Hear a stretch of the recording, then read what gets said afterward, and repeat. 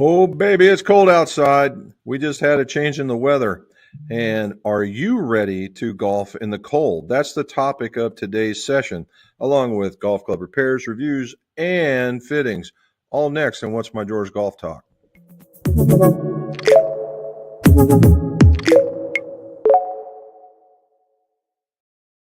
Welcome back to What's in My Drawers Golf Talk. Jim here, and this is the McGolf Shop and What's in My Drawers Golf Talk, where we talk about golf club repairs, reviews, and fittings, all so your scores can go low.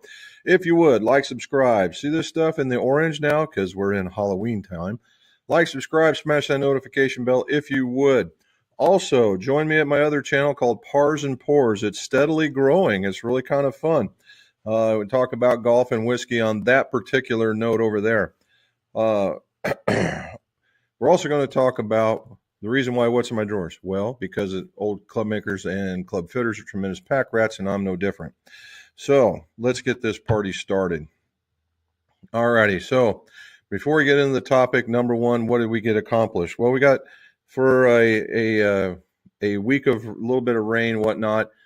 We did get a set of irons out, and that we changed. So what we did was, we did a set of these AI 200s. They came with a black graphite shaft in them. They're MMTs, and nice looking set. And then they want that one. But the golfer wanted, of all things, Zelo 6s. Zelo 6s. Now these things are 60-ish gram. They're if you were looking for a sub 80 gram shaft, pardon me, a sub 80 gram shaft that was very, very friendly. All right, it's going to play a lot less flexible, or a lot more flexible than advertised. Normally they go the other way. In this particular instance, they go the other way. This is for somebody who is extraordinarily smooth. The minute you get aggressive with this thing, you're going to lose it. But it's a sub 70 steel shaft and is very flexible in the it appears to be in the butt section, and a very nice shaft, but you better be buttery smooth. But it's a steel shaft and it's less than 70 grams. So cool on this, right? So Nippon strikes again. The last part of that is, there it is. The grips were Iomic grips, and Iomic grips are a different animal altogether. They're really not a whole lot of rubber. It's kind of a sticky plastic. And for lack of a better term, I'm sure they'll give me some technical 5-syllable word for it, but that's what it is, right? And very, very nice. And this golfer has sent us several sets to do, and always, always, always, we put these Iomics, so they must be good, at least in the feel and the tack and the and hopefully in the wear, right? In the wear. I remember when they first came out that they were very, very expensive, and everybody was flocking to them. And I don't know what event changed their mind, but they've become somebody that is, if you know kind of group. So that's for that. For the weekend, Mrs. McGolf had some friends over, that her nursing friends, and they haven't gotten together in a while, and they requested that I make a brisket for them, because apparently I did this in the past and they really, really enjoyed it. So there it is. And as always, I've had to make some beans for them. And yes, I got told, oh, that's too big of a piece of steak or meat, and the beans, that's too much. And when we were all said and done, at the end of the day, there was nothing left. So good on their appetite, good on our planning. So there we go.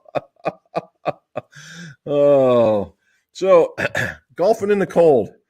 I picked this up. We were in Memphis, and I picked this up at the local. Oh, geez, what's the name of that place? It's the Boat Maker. Jiminy Christmas. Big outdoor company, for crying out loud. I just had it on the tip of my tongue, and it'll come to me in a minute. Anyway, I came to it, and I found a pullover head. Now, this is saying something, because I got a ginormous head, and for this to fit is something else. And it's very nice. It's got a secondary liner in it, so it goes from having all the sparkly, I guess we'll call it camo, to a liner of sorts. So the fact that it fit was more than enough for me wanting to buy it. So anyway, that takes me to being ready for the cold. Right now, cold is subjective, as we got a couple polar bears on here, right? And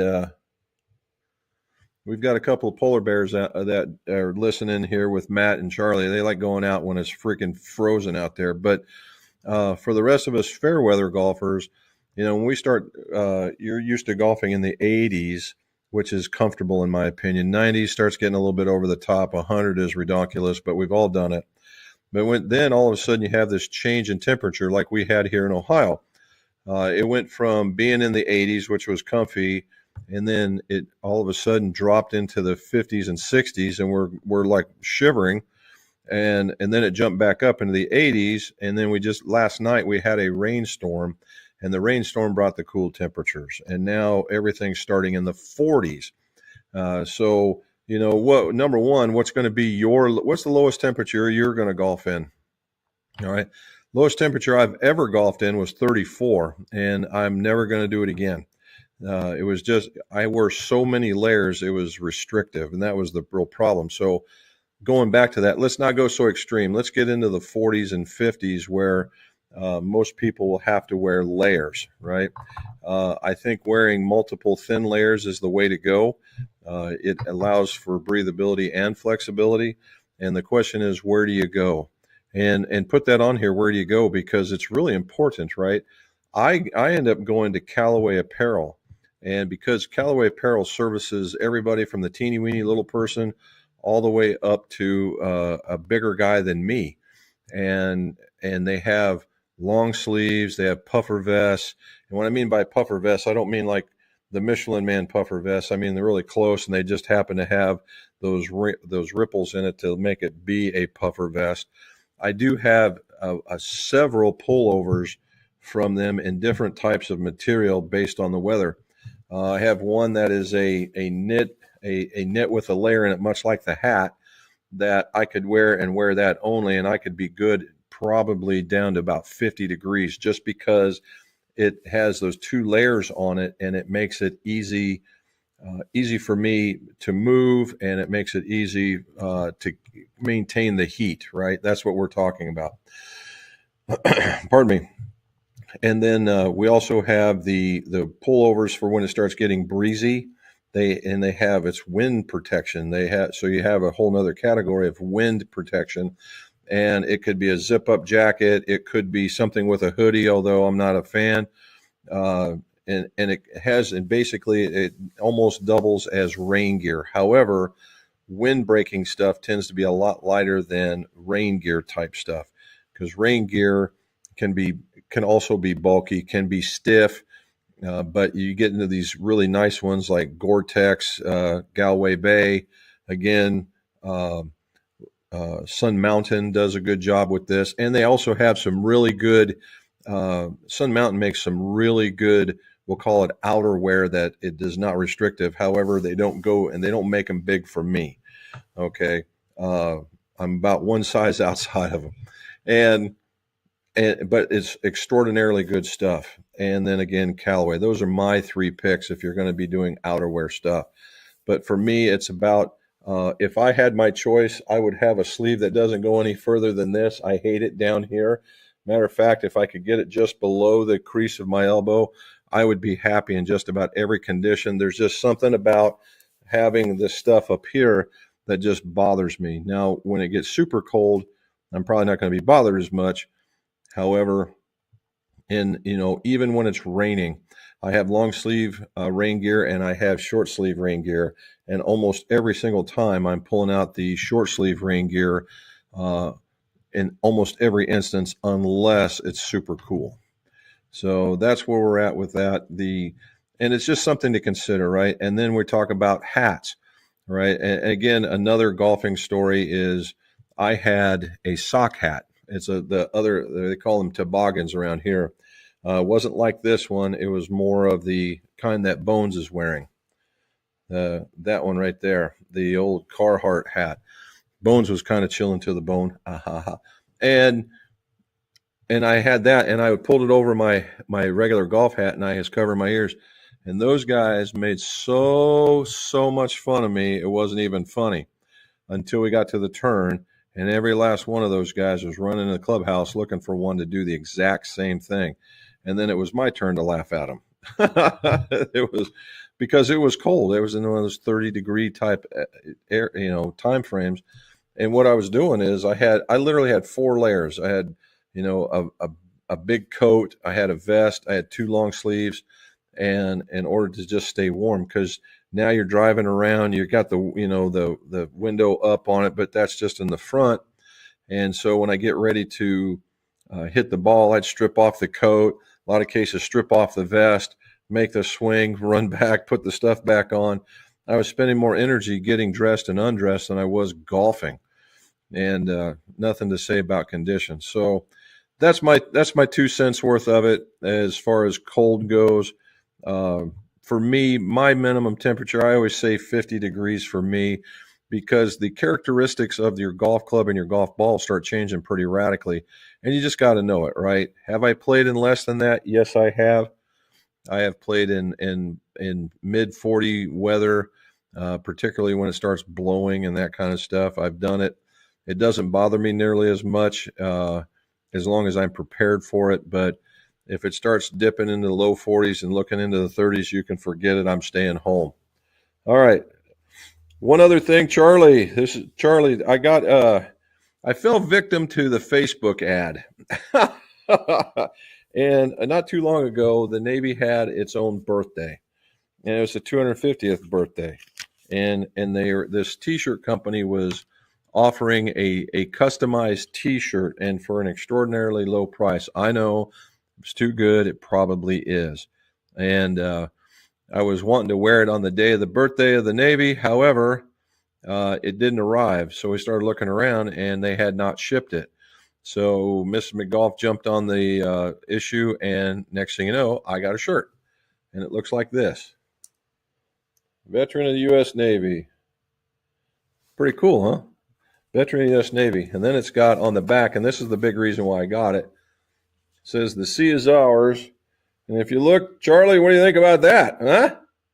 And that's almost the style of my boat right there. That style of our boats, man. Of course, it has the flag on it, which you got to have. And then it had my rate and my, let's see if I can get you here. I wanted to show this one. There's my rate. And then I said, what did I want on the bottom? I wanted this. Nuclear trained.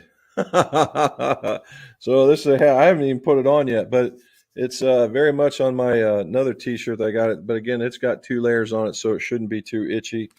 I thought that was kind of cool. But again, be very, very careful when trying to order something off of Facebook. That's where we got to go with it.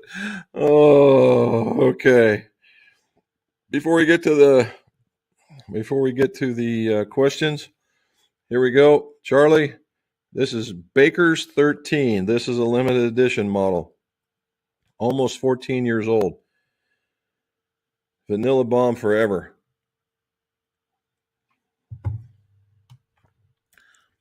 It's so good, Charlie. I would, if you see it out on the shelves, the question is whether or not to buy it or not is just how many you got to go get.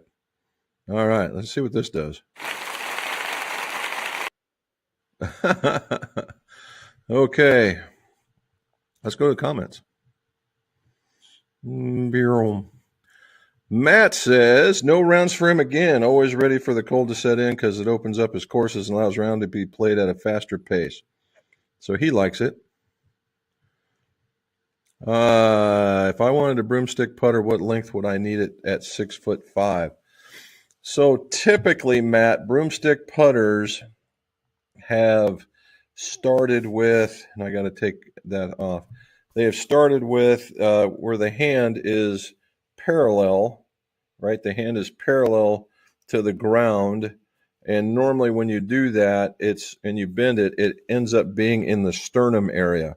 And if you remember, when they had broomstick putters, they would literally anchor them to their bodies, and that was the whole hiccup about this. And so now when you bend over, you've got to be away, right? Let's pull this out of the way. You got to be away to hold it. You can't anchor against this anymore. You got to be out here, and then you grab the putter somewhere else, lower whatever's comfortable for you. So measure from about the sternum down, and that will give you a good idea. Keep in mind, I believe 48 inches, in fact, that's fact, 47, 48 inches is going to be the max. Okay, that's the max. That's the USGA rules for that. Now, when you're doing this, you also need to take into account the lie angle. And so, depending on how you stand to the ball, in my experience is a lot of people that end up with the broomstick putter have back issues. And when they have back issues, they tend to stand up straighter. When they stand up straighter, they need a more upright lie angle. And there is a limit to that. You can only go to 80 degrees, okay? And so you have to be very, very, very cautious of when you go to do that. Now, when you go to 80 degrees, the ball's going to be like right outside your feet. And they probably aren't going to do that. Now, if you don't have a back issue and you can bend over to it, that then it will get a little bit more realistic. It will always be higher than a standard putter because it's taller, right? That just kind of goes with it, and you'll do that. The other part you're going to want to look at is the type of putter grip that would go on one of these things. In a lot of cases, you may see a very, very long single putter grip, about 20, what are they, 21 to 24 inches long, and that may not be enough, particularly for a tall person. What they make is these two-piece putters, and one is that you can hold on at the very top like we talked about before. The other one's a piece about this long, and it slides down. Now, there's also rules of engagement for that, in that you have to have a certain distance between the two. I believe it's 1.5 inches, and they've got to be separated by that, okay? And then all the way down. Now, I've had people, the other one talks about putters. You can have a flat, and I've seen guys turn the flat to where it sits in the line of their palm, but you got to be very, very careful in the rules of golf on that one. But it statistically or realistically, the round putter grip is what wins the day. Okay, so we got that one. Matt, you would first need a broomstick. No doubt. A 48-inch broomstick. All right, the only thing about colder golf is getting through the frost delays, and then it's not bad. Just need a hammer and pick to get the tee into the ground. Ooh, yeah, I forgot about that one. Yeah. Paul Bagnall says, "Hey guys, the later tee times kill me. I'm still working." Okay. Matt says, "Charles, I have found that if you scrape the area with your golf shoe a couple of times, it warms the ground up enough to put the tee in." Pro tip on that one. On the Barbie, that was a brisket, and it was a really good brisket. We got it from a local mom and pop grocery store that they also sell meats as another side business, and it was a good prime brisket, and I bet I trimmed off between 7 to 10 pounds of fat off of this thing because it was just so mammoth, and it cooked up pretty good. We were able to get it coated, get some injection in it, and let it set for a good day, and then cooked it to a really good spot. Even Robin liked it a lot. The other piece in there was barbecue beans that I like to make. I like making those because they tend to cook well with each other, in that I put them in at the same time, and then about 4 hours later, I will take them out, let them rest, and then when I pull out the brisket and put it in its Texas crunch, and I put them back in together so that they both heat up. They get up to temperature, they both come out, and it tends to do very, very, very does very good. It thickens it up real good. Garrett's ready for all weather golf. There you go. Nothing wrong with all weather golf. Nice tip. I have to give it a try. So there you go. Doesn't matter. Don't matter if it's a little cold. Yeah, I don't mind a little cold either. But when we start getting into where icicles are hanging off the trees, you can count me out.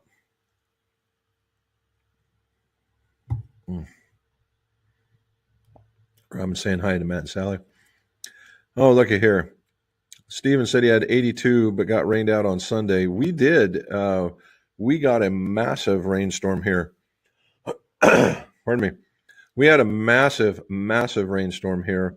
We have like a bucket that we use to mop out of, and it might be, I'm going to say 2 to 3 gallons. And within a span of several minutes, it was full. That's how fast and furious it came down here. I agree with Charles. I hate frost delays. It could be 30 minutes, 2 hours. Hate to wait. Then no warm up, and then before you tee off. Yeah, that could be a problematic. Now, on Saturday, it was in the 80s here as well, or is it the other? No, Friday it was in the 80s, and Saturday it was cooling down a little bit. Man, here we go. We're making March 21st. Let's figure that one out. Yes, we'll plan our spring trip after that. There we go. Charlie says, we got a lot of rain today. Rain so heavy at times the highways were like driving on sheets of water. That wasn't the nor'easter they were talking about, was it? Or did you get that and it's already gone by now? He says, we're perfect. So we're going to have on the 21st, I'm betting you that's a Monday. Who wants to bet that's a Monday? Let's see. Oh, my. Really? Bass Pro. Yeah, there's Robin. Bass Pro Shop. That's where we went in Memphis, and it was in a pyramid. Bass Pro in a pyramid, and there's an associated hotel that was with it. Nice place. Really was very nice. All right. Let's see. November, December, January, February, March.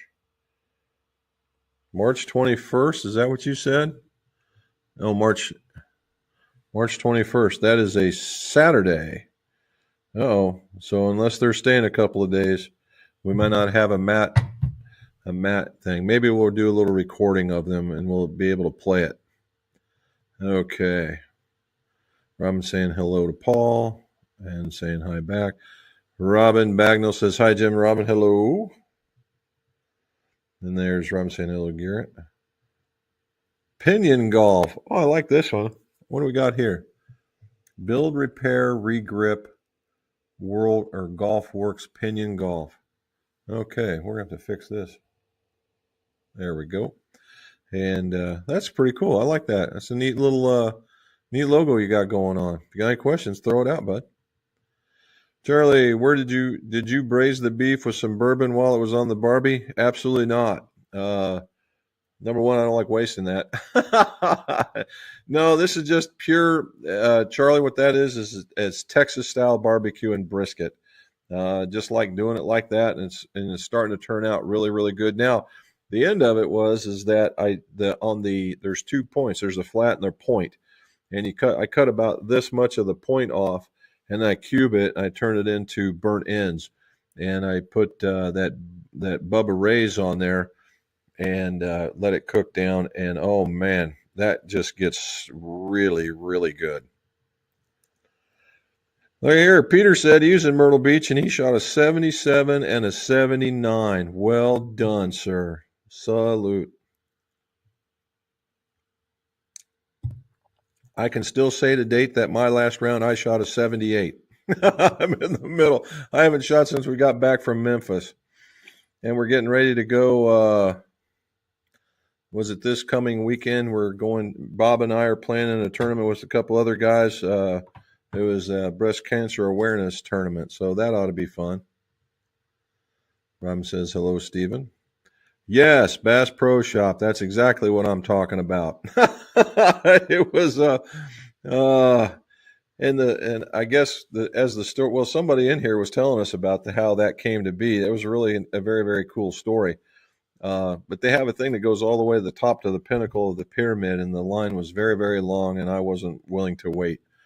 But it is a nice store, and that's where I got it. And this with a set of gloves that fit my hands, $14. I was like, yeah, $14, I'm down. Now I will say that I picked up a bag of liquors for the trip home, and I was very unimpressed. So you got to, not everything in there is a great deal. All right, Robin saying hello, hello. There we go. Scott Gordon below 50 and I'm out, brother. Here we, right there, man. If it's out there and it's 50 and it gets colder, then that's on me. But if starting to get lower than that, no. And I'm not a fan. I don't know why, and it's not because of the cold per se. I think it's just because of the bulkiness of the clothes. Robin says hi, Peter. Nice rounds, Peter, especially in the weather since it's cooling. The ball's not carrying as far. Yeah, but we're talking Myrtle Beach for him, Charlie. He probably hasn't broke 70 yet. But still excellent rounds, though, to be sure. Hello, Scott G. Oh, here we go. I will play anything above 20 degrees. Woo! He is my hero right there. That is my hero. All right, so this is where I'm going to take a break on this one and say, hey, if you haven't done it already, like and subscribe, okay? And tomorrow, I really did do this. Tomorrow, there is a video coming out at 7 o'clock in the morning, and it's on taking out a steel shaft and reaming iron heads. So, and I go into pretty decent detail, and it was working on not that set, but the set prior to... No, it's a set. No, I still have the set in here. It was some Mizuno 243s. And then the next video is installing the shafts that we had to make room for those things. So if you're interested in that kind of stuff, take a look. It'll be out there at 7:45. I'm sorry, 7 o'clock. And if you're interested in anything knowing about this Jim Beam, and there was really some cool tech that went with it on the website, Powers and Pours, that just got released today.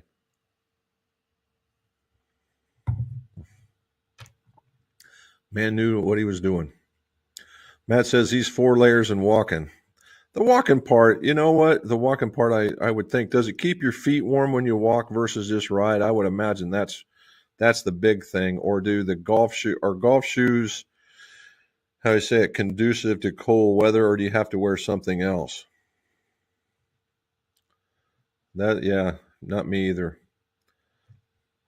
Charlie says the lowest he's played in was the 20s. 40 below if you count hitting balls at the North Pole. Well, if I was at the North Pole, Charlie, I too would take credit for it as well. And particularly if you can hit it, and hit them at some polar bears or something. But yeah. Barry Carroll, Bass Pro, exactly correct. You know, the funny part is I have an uncle, well, I have bunches of uncles that do construction, and one of them is on the Bass Pro phone's speed dial. He does a lot of work for him, and they started out by working on a metal building facility that makes the tracker boats, the Bass Pro tracker boats, and it was like I think it was I don't know, was it 20 acres under roof? It's quite a big facility. Paul Bagnall, 35. I traded my motorcycle for a garage sim, but I still have all my cold weather gear. I think you'll enjoy the sim a lot better, particularly if you have the key to the sim. I mean, there's several ideas on the good sim, and one is the mat. You really have to have a good mat. Okay, the mat is key, and once you get into that, because your joint pain and realistic golf shots are had when you have a very good mat. All right, my number one favorite is Fiberbuilt. And I think there's another one called True Shot or True Hit or something like. There's pretty much the only two. The rest of them will give you joint pain, and they will also give you false positives, and that's not what you're looking for, particularly if you're doing it from a serious point of view. The second one is the actual sim itself. And you can have different opinions on it, however you want it to be, whether it's a launch monitor in the back projecting, or a launch monitor in the back, or if it's camera based. That's purely on what it is you're looking for number one, aesthetics, and number two, the accuracies that it's given. Number three, and it can be very important, is the combination of the hitting mat or the screen and the projector. They work in tandem, right? You can have an awesome projector, but if you don't have a nice canvas to put it on, it's going to look like crap. So you need both. And then outside of that is whatever you want to put it in. But that's going to be my next, probably my next foray when we get into the McGolf barn. All right. Hello, Barry, and yes. Stephen, if the course is open, my group and I are playing, teed off at 32 degrees. The only time I bow is if we have 20-mile-an-hour wind of the north, making it even colder. That's when I say bye. Again, there's another one out there. There's a whole bunch of you cold weather golfers. Good on you. Me, I'll wait at the clubhouse for you. I'll be hitting in the sim. I play at 17 degrees. Fun to watch the ball bounce on the frozen greens. It plays like a lot over 100. I can imagine. James Geiger wants to know if I'm a proponent for tipping driver shaft to change stiffness. Would tipping a driver shaft change it a half a flex or a full flex, say from senior to regular and so on? Okay, so again, the best answer, James, in golf is it depends. Okay, it really does depend. From a measurable standpoint, you have to be very, very aware of the profile of the shaft. So, for instance, I brought all the right toys with me today. This isn't a driver shaft, but we get to see it. We get the butt section, we got the tip section. So, the shafts are gauged in, EI curves. What they do is they measure each half an inch all the way down. They do a flex and they do a strain, and then they give you the curve that we see on the shaft manufacturing sites. Well, in general, for most of us, it's broke down into the butt, the mid, and the tip. All right, let's just make it that simple. Now, if you have a butt soft shaft, and the rest of it is very, very firm, it will frequency low, because this is where you're gripping the shaft and you're tipping it, and this is the whole thing's bending, okay, and it'll come out soft. Now, the other could be true where this is very firm, and then this becomes softer, and this will bounce down here, but it won't give nearly as much. So the opposite could be true. So you have to know where you're starting. I guess that was my point in this whole thing.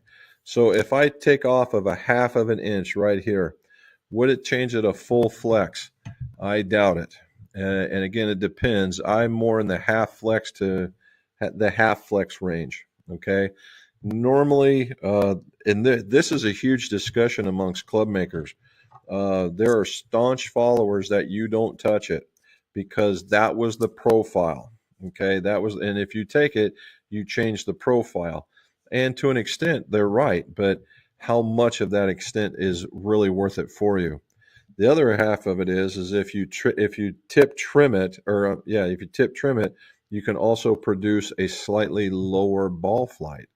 That's another bonus for this. There's all kinds of pro tips, from different clothes to making golf clubs. My goodness. So you have to be ready for that. So would I do it? Yeah, I've done it, and I would do it again. I've done it, and I'll do it again. I just, but I wouldn't go gross about it.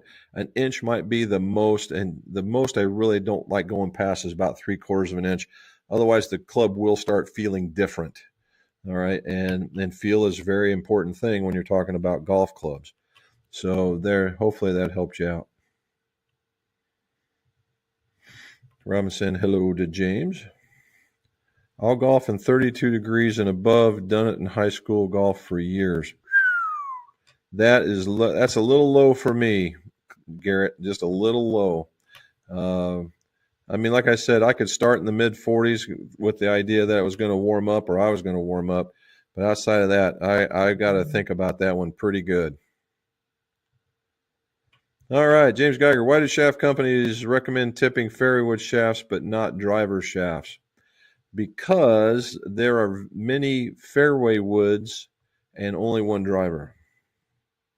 So you have a 3 wood, 5 wood, 4 wood, 7 wood, 9 wood, and they have that one shaft to fit them all. The one man, I got movie quotes coming out the yin yang today, and one shaft to fit them all. So a regular fairway wood shaft, and oh by the way, there are not very many of them out there. Acra does it. Graphite Design does it.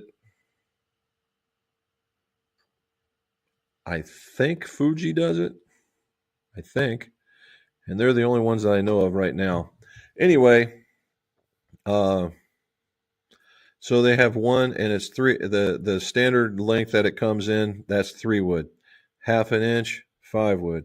Another half an inch, 7 wood. Another half an inch, 9 wood, and it stops there. Because you still have to insert the club. Look, more toys. You still have to insert the shaft into the hosel, and even in the fairway wood shaft, you're still going to have about an inch.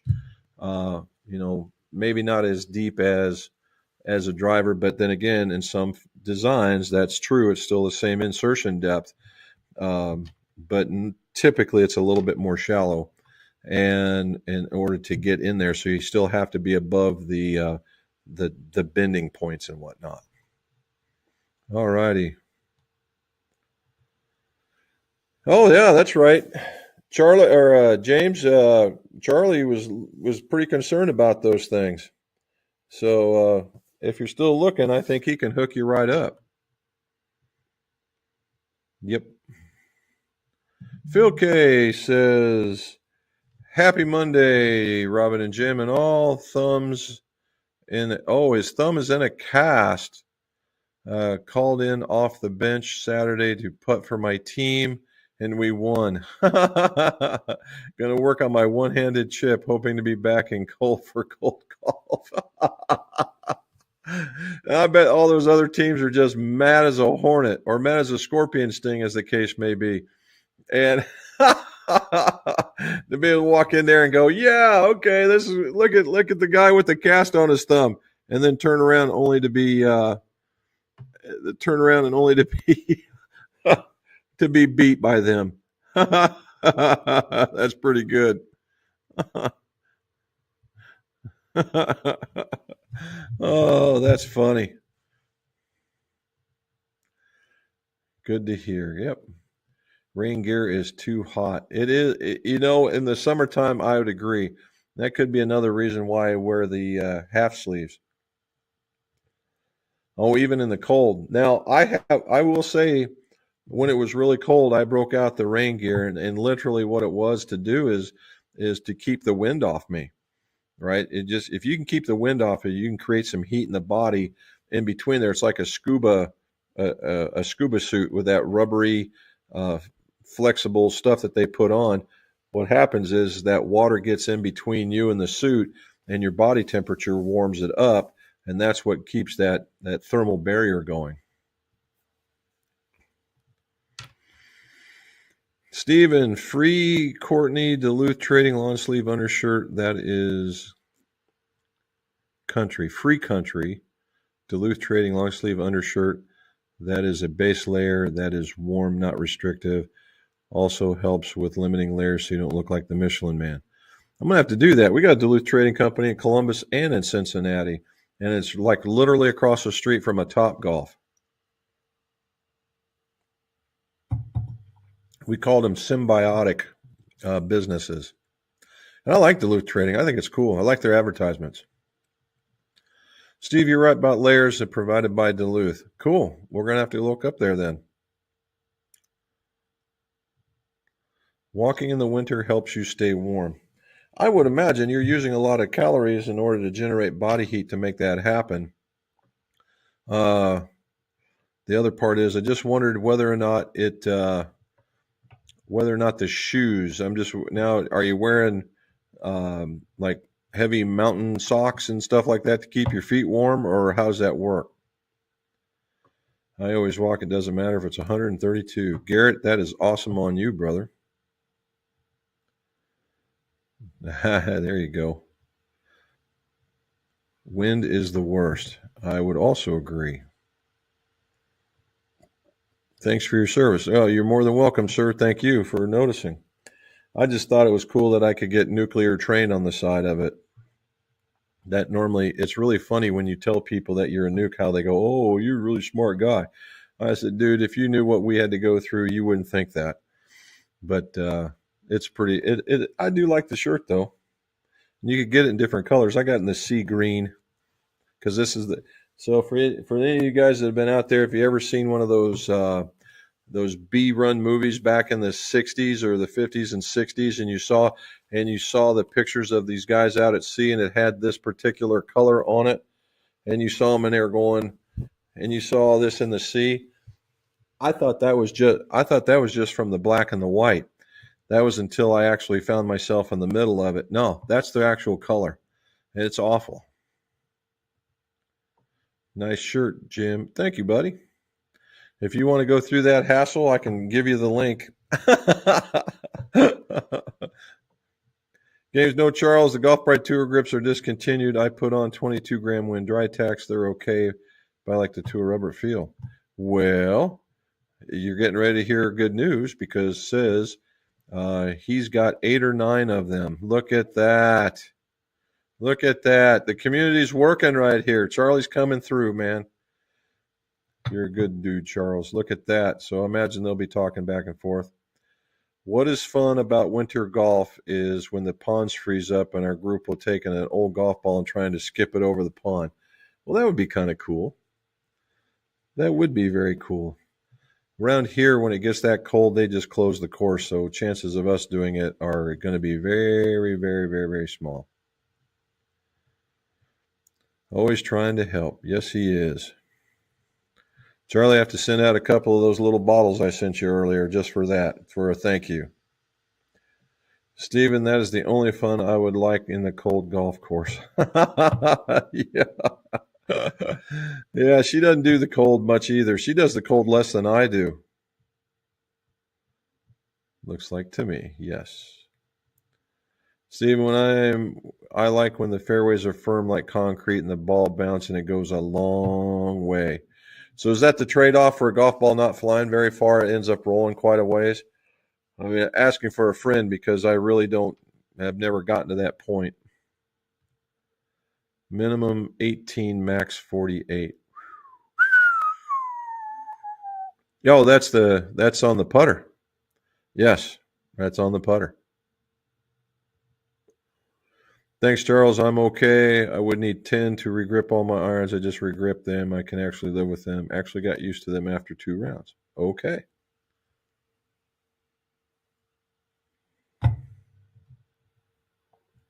James, are you doing that because you're concerned about swing weight, or are you doing it just because you like them, because of their size and their shape?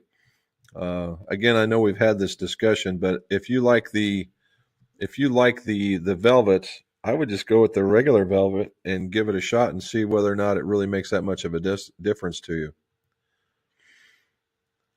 You can actually use a 10-foot putter if it was too long, if it wasn't anchored. Actually, a 10-foot putter, no, because there is a maximum limit on all golf clubs.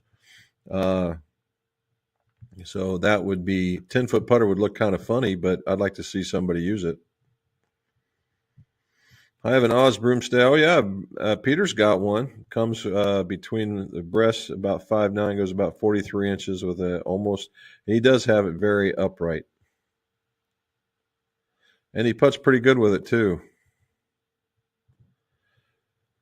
Charles, one of the retirees that I used to play with, hit his driver just shy of 400 yards due to the hard fairways.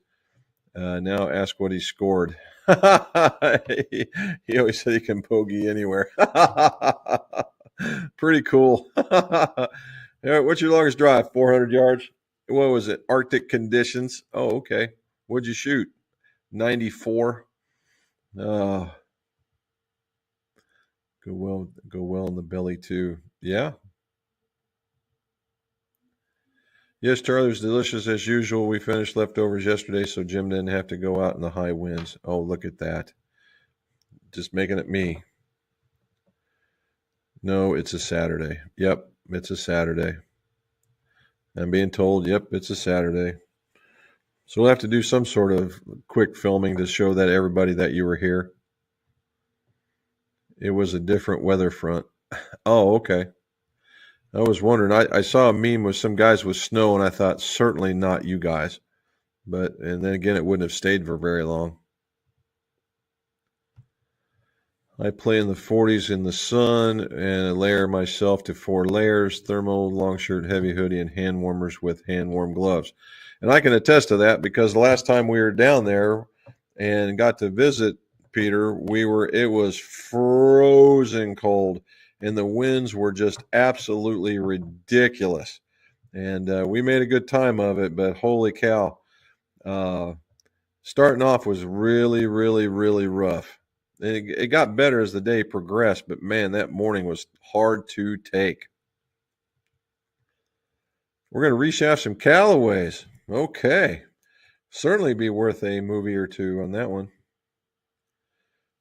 There's the wife saying, please hit that thumbs up if you haven't already. Appreciate it.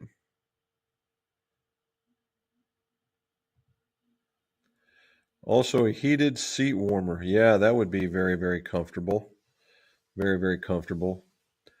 All right. As to Robin, it's 6:15. Just wanted to give you that little bit of a reminder. I'll tell you here in a minute. Figured you'd buy some cheap bourbon to use for that cooking. You know what? Bourbon-based cooking, there's some certain things that go well with it, certain things that don't. I would imagine if you had enough, like where they use kind of an orange juice spritzer kind of seltzer thingy, you could put some in there and let it cook off because the alcohol cooks off and you're left over with whatever the predominant grain and the flavor grain is. So corn and rye or corn and wheat, that kind of thing. And the flavors it gets from the barrel, which is typically your caramels and your vanillas. It very well might make it really sweet when it's all said and done if you like that.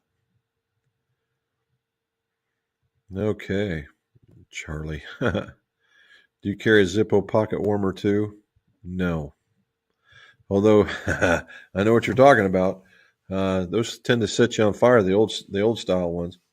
So I was telling Robin about the quarter after because we had remember that set that I told you was going to Pakistan? Well, it hasn't gone yet because we kept doing more and more work for him. So they were supposed to come and pick it up today, and they said between the hours of 4 and 6. I said, sounds like a cable company. And so I don't know if they've showed up or not. Scott Gordon says, hello, Robin. Wool socks. Okay, I was wondering what it was. I've got some wool socks, but they're typically been for like hiking and things like that in that type of cold weather. I imagine you could get it into your golf shoes.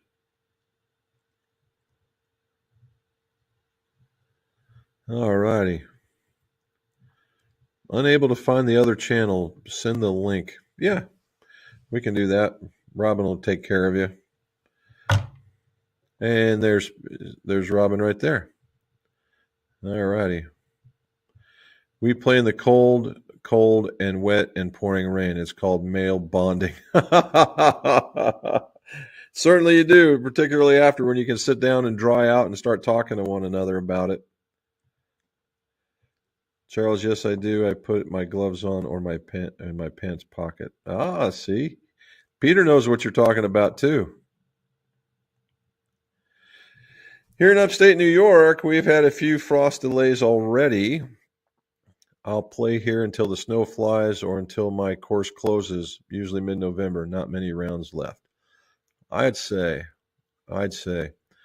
We're in upstate, bud. Is it upstate or wonder where that's at? My only time there was in Saratoga, or Ballston Spa. Frederick Jackson, Stacy. Hello, Jim. 50 is probably as chilly as I would want to go for and consistently play. I'm with you, bud. I'm with you. The rest of these guys are shaming us into something cooler. I also have a special ball warmer bag. It also keeps my balls warm for over 5 hours. Look at him go. I'm telling you what, Peter thinks of it all, man. He's got it knocked out. He's got all the technical stuff. He's got it figured out. It's pretty impressive. All right. Here we go. Al Fadi says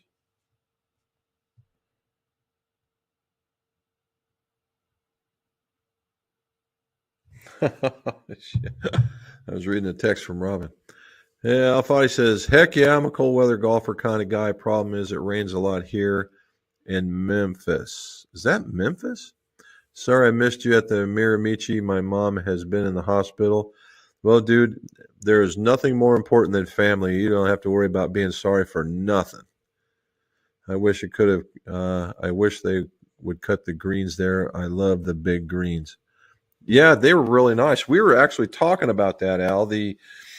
Uh, that course could play easily 2 to 3 times harder than it did if the greens were rolling, slick above a I don't know between a 10 and 11. They were probably in that 9 to 10, but you get in that 11 to 12 range where things start getting kind of dicey because there's a lot of downhill putts, and we could have easily found ourselves off the green on several greens easily, and pardon me, and that would have made it super duper difficult. I'm really glad that it was the way it was because there was a grunch of undulation on a lot of those greens, and you just had to know where to land it. So yeah, I enjoyed it, but that Bob and I both talked about that. Could you imagine if it was faster? Robin saying hello. No, not just when they're super slow. You have to hit a wood to get it to the hole. Yeah, and that's the other part is that I was telling another guy just today, as a matter of fact, where they have like 6 tee boxes on each hole, starting from way, way back at 70, almost 7,500 yards, all the way down to right at 5,500 yards. And there's massive distances between those. And you got to, there's a couple of times where you can poke it out there. Bob and I chickened out and we went close. We didn't go super duper close, but I think we could have handled the white tees with no problem. The blues would have probably been a whole nother issue. I had to put one time so hard it was airborne and still came up 10 foot short. Oh my gosh. That's a big green, dude. And they have some of those big greens where they're, and we were commenting on that the sheer number of putts, that we both had going into it. Each first putt we had was easily 35 to 40 foot apiece. Peter, I'm going to laugh before someone else comments. There's RSG. What do you say, man? Howdy, Jim Robin. The winner is all indoor golf league for me. There you go. See, there's a couple. We're almost leveling it out. Peter says, when I lived in Newburyport, Massachusetts, the lake was frozen. It's the only one I drove a par 5 and won. That's pretty good. Pretty good. Al says, sorry to read about your mom. Hopefully she's feeling better. We all do, Al. Hopefully she's out of the hospital already and life is good for you. You're bad, and he likes it. Look at these guys laughing around. All right. Peter, one of my sons lives in Newburyport. All right, look at that. Well, it's probably not too far from Charlie either. The only missing from the shirt is the Dolphins, unless I missed them. You know what? There was another shirt, Charlie, that had fins on them. Nope. And nope. Nope. I saw another one that was a made for a Submariner, and that one came out weeks after I'd already ordered that one. And I already had the bad taste in my mouth, so I said, no, I'm not doing that. All righty. Pinion golf. Hello, I regripped a set of the Zexios last week and used the Lamkin REL micro lights, which weigh 28. Oh, there's a new one. There we go, James. 28 grams. You got maybe something new out there. 3 grams isn't that bad.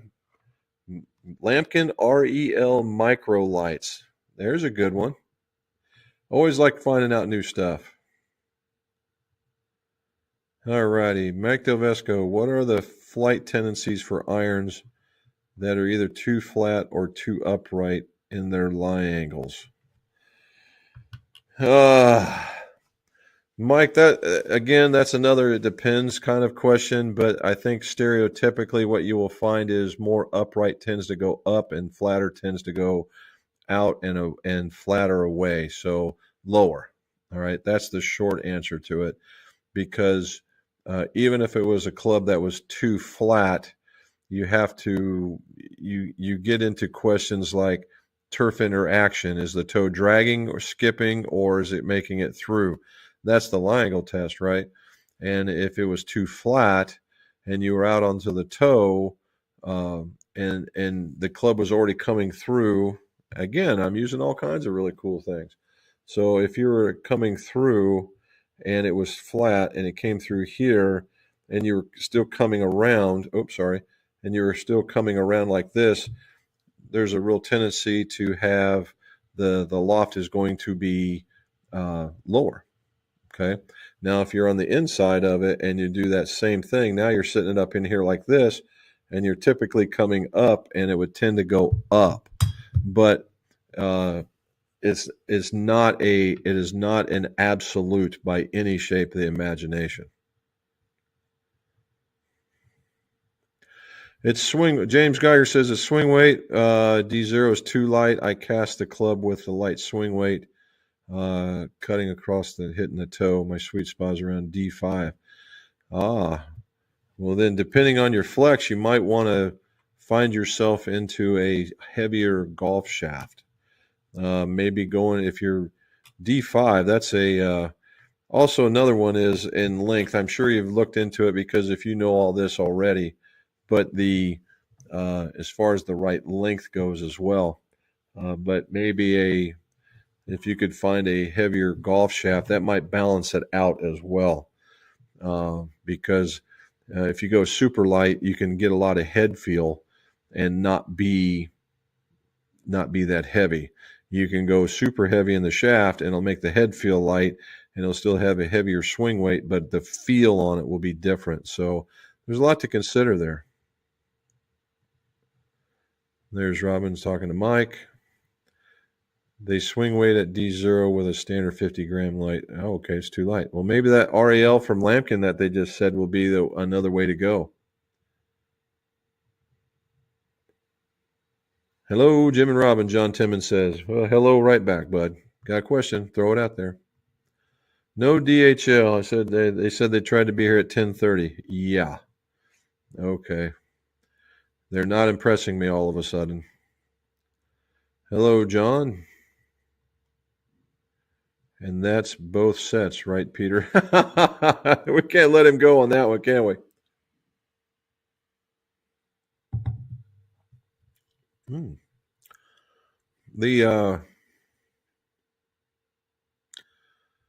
know what? Now that we've been talking, you know who we haven't had on here is Krister. Where's Krister at? Hopefully he's doing okay. All right, James Geiger, Amsterdam, New York, 20 miles. Amsterdam, 20 miles from Saratoga and 10 miles from, oh, yeah, you're not too far from any of that. Very cool. Yeah, I understand that topic. We were out there when the snow was, we walked in in December and got told to not come back until the beginning of January. And, we didn't have, we were young and didn't have any vacation saved up. And they're like, that's fine. Go ahead and take some. We'll approve it. And I said, well, I really don't want to. They said, you don't have a choice. You're taking it. Well, that just started off my vacation bucket in the hole. And as life would have it, I went to my very first command about 30 days in the hole. And when I left that command, I was 30 days extra out of the hole. And so that just because of our schedule and what we were doing, and they just wouldn't let me take off. So, um, it served its point. Saratoga, though, I like that place. I like that area. Not much for the city, but I like all the area around it. I really enjoyed it up there. We lived there from December to April. That's right. If I'm not mistaken, that would be nuke plant power prototype in school is. Yes. And it's not, it's there. They reopened it. They got rid of, there was four power plants there, and they now have one. And it's been refurbished and redone so that they can do some folks up there. Yep, long time ago. That's a fact, when tires were still square. At least it has your rating on it. Well, it has what I made my rank. I wish it would have had the rating on it. I was looking for there was another one. Look at this thing. There we go. There was another one out there, another one of these Facebook shirts where you could get your rate on it. So you could get the lightning bolts or the sonar or the propeller or whatever on there. They just missed that. They just missed that mark, just that little bit right there. They missed it. See, it's not in there. I'm trying to get it to open, but it's not cooperating. There we go. See, they made it. So I'm rateless, but I got rank. And I could have had gold on there, but I wasn't in long enough for gold. Okay. Krister and Kent both. Yeah. Wonder where they're at. Maybe it's too late for them at night now that it's getting colder. Yep. And me too, Charlie. There we go. Look at that. Made it right to the end. 6:32. We're talking about all kinds of golf and gold. Hey, guys, I appreciate it. Thank you for your input on the cold golf. I'm glad to find out that I am a bigger weenie than I thought I was as far as cold golf goes. Maybe we'll change it. No, we won't. Not as long as I got my hitting bay right here. Anyway, again, when it talks about cold golf, Layers is the way to go. We're finding out Duluth is probably another place to go. If you like outerwear that works, I'm going to still recommend Galway Bay, Sun Mountain, and Callaway as having some excellent product.